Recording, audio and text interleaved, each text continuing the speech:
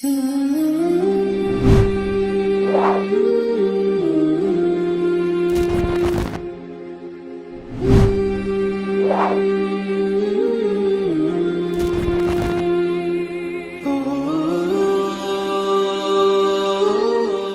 اللہ الرحمن الرحیم۔ مختصر القدوری کا چھٹا باب ہے کتاب الصلاۃ، سبق نمبر 25 میں خوش آمدید۔ آج کے سبق کے اندر ہم اشارے سے نماز پڑھنے سے متعلقہ کچھ احکام پڑھیں گے۔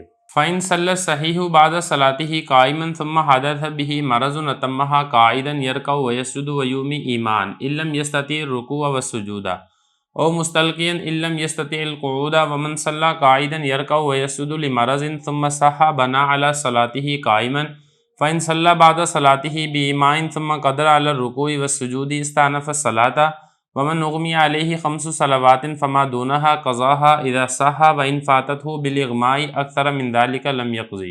عبارت ہو چکی ہے، اب اس کا ترجمہ دیکھ لیں پھر اس کی تشریح کرتے ہیں۔ اور اگر تندرست شخص نے نماز پڑھی، بعض نماز کھڑے ہو کر، پھر اس کو کوئی مرض لاحق ہو گیا تو وہ بیٹھ کر نماز کو پورا کرے، رکوع اور سجدہ کرے اور اشارے کے ساتھ نماز پڑھے اگر وہ رکوع سجدے پر طاقت نہیں رکھتا، یا پھر وہ چت لیٹ کر نماز پڑھے اگر وہ بیٹھنے پر بھی طاقت نہیں رکھتا۔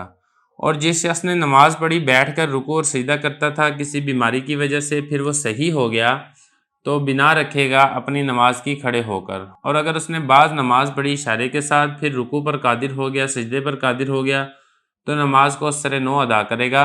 اور جس پر بے ہوشی طاری ہوگی 5 نمازیں یا اس سے کم، تو پھر ان کی قضا لوٹائے گا جب صحیح ہو جائے گا، اور اگر اس سے نمازیں فوت ہو جائیں بے ہوشی کی وجہ سے اس سے زیادہ تو قضا نہیں لوٹائے گا۔ عبارت اور ترجمہ ہو چکا ہے، اب چلتے ہیں اس کی تشریح کی طرف۔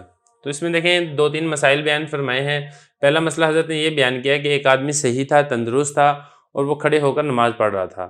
نماز پڑھنے کے دوران مثال کے طور پہ اس نے 4 رکعت والی نماز تھی، 1 رکعت اس نے کھڑے ہو کر پڑھی ہے کہ اس کو اچانک کوئی بیماری اس کو لاحق ہو گئی جس کی وجہ سے اس کے لیے کھڑے ہو کر نماز پڑھنا ممکن نہ رہا، تو اب وہ کیا کرے؟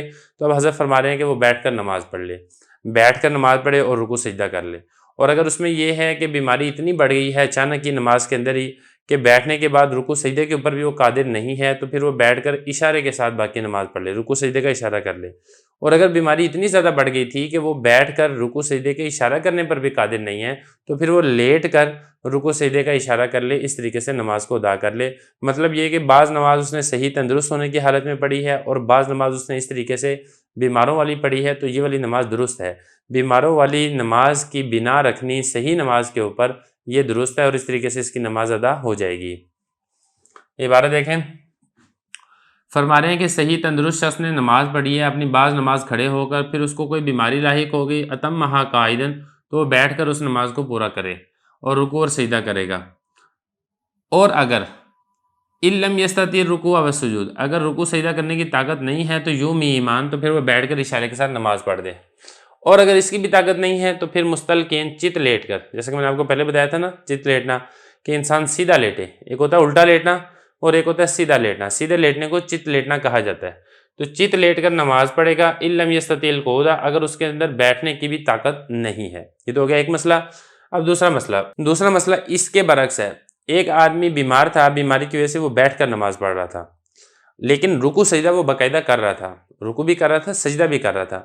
پھر وہ ٹھیک ہو گیا، مثال کے طور پر اس نے 1 رکعت پڑھی ہے بیٹھ کر اور رکوع سجدہ اس نے کیا ہے، پھر وہ نماز کے اندر ہی اس کو لگا کہ میں اب ٹھیک ہوں، میں کھڑے ہو کے نماز پڑھ سکتا ہوں، تو اب وہ کھڑے ہو کے نماز پڑھ لے، دوسری رکعت کو وہ کھڑے ہو کر ادا کر لے۔ اگر 4 رکعتیں والی ہیں تو باقی جتنی بھی نماز ہے وہ کھڑے ہو کر ادا کر لے، تو اس طریقے سے نماز درست ہے۔ مطلب کہنے کی یہ ہے کہ صحیح نماز اس کی بنا رکھنا اس بیمار کی نماز پر جو بیٹھ کر رکوع سجدہ کر رہا ہے، اشارے کے ساتھ نہیں، کیونکہ اشارے والا مسئلہ آگے آ رہا ہے۔ تو اگر رکوع سجدہ کر رہا ہے اس کے اوپر صحیح نماز کی بنا رکھنا یہ درست ہے اور نماز درست ہو جائے گی۔ یہ فرمایا کہ جس شخص نے بیٹھ کر نماز پڑھی، رکوع سجدہ کر رہا تھا، کسی بیماری کی وجہ سے وہ بیٹھ کر نماز پڑھ رہا تھا، پھر وہ صحیح ہو گیا تو بنا رکھے گا اپنے نماز کی کھڑے ہو کر، تو اس کی نماز یہ درست ہو جائے گی۔ اب اس کے بعد اگلا مسئلہ یہ ہے کہ بیمار اتنا زیادہ تھا جس کی وجہ سے یہ بیٹھ کر اشارے کے ساتھ نماز پڑھ رہا تھا یا لیٹ کر اشارے کے ساتھ نماز پڑھ رہا تھا، رکوع سجدہ نہیں کر رہا تھا، اشارے کے ساتھ رکوع سجدہ ادا کر رہا تھا، پھر نماز کے اندر ہی یہ ٹھیک ہو گیا۔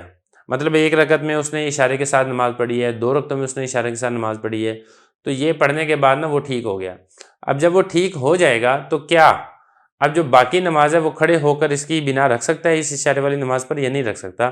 تو فرماتے ہیں کہ نہیں رکھ سکتا۔ تو جو تندرست آدمی ہے وہ اپنی باقیہ نماز کی بنا اشارے والی نماز پر نہیں رکھے گا، بلکہ ساری نماز کو سر نو ادا کرے گا۔ تو یہ فرق ہو جائے گا پچھلے مسئلے سے۔ اور اگر اس نے بعض نماز پڑھی تھی اشارے کے ساتھ، پھر وہ رکوع سجدے پر قادر ہو گیا تو نماز کو دوبارہ نئے سرے سے ادا کرے گا، وہ اسی نماز کے اوپر بقیہ نماز کو پورا نہیں کرے گا۔ اس کے بعد آخری مسئلہ حضرت نے یہ بیان فرمایا ہے کہ کسی کے اوپر بے ہوشی طاری ہوگی، اور بے ہوشی اگر تو 5 نمازیں یا اس سے کم ہیں، 1 نماز، 2 نماز، 3 نماز، 4 نماز، حد 5 نماز، تو تب تو جب وہ ہوش میں آ جائے گا، تندرست ہو جائے گا، تو پھر وہ ان کی قضا کرے گا۔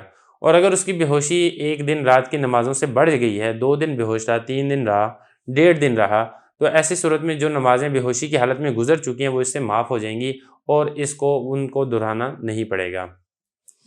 دیکھیں ذرا، فرما رہے ہیں کہ جس پر بے ہوشی طاری ہو گئی 5 نمازیں یا اس سے کم، تو اس کی قضا لٹائے گا جب صحیح ہو جائے گا، اور اگر بے ہوشی کی وجہ سے اس سے زیادہ نمازیں فوت ہو گئیں، لم یقضی، تو یہ نمازیں معاف ہیں، ان کی قضا یہ نہیں لٹائے گا۔ تو یہاں تک جو ہمارا باب تھا صلاۃ المریض یہ مکمل ہو چکا ہے۔ اب اس کے بعد ہم انشاءاللہ آگے سجود تلاوت یہ شروع کریں گے۔